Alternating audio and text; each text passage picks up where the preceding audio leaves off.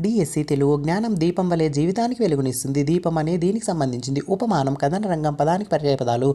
యుద్ధభూమి రణస్థలి, మాతృభావన పాఠం ఇతివృత్తానికి చెందినది. స్త్రీల పట్ల గౌరవం. హరి పదానికి నానార్థాలు.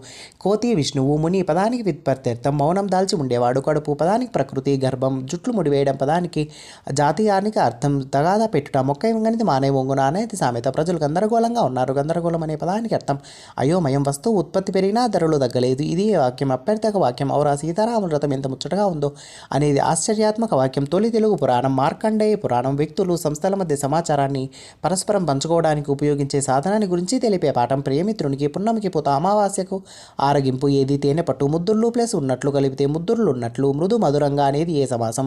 విశేషణ ఉభయపద కర్మధారయ సమాసం. క్లుప్తత ఈ ప్రక్రియ లక్షణం. కథానిక. పద కవితా పితామహుడు. అన్నమయ్య. తాళ్లపాక అన్నమయ్య. ఏ పద్యంలో గురువు లఘువులు సమానంగా ఉంటాయి. మత్తేబం.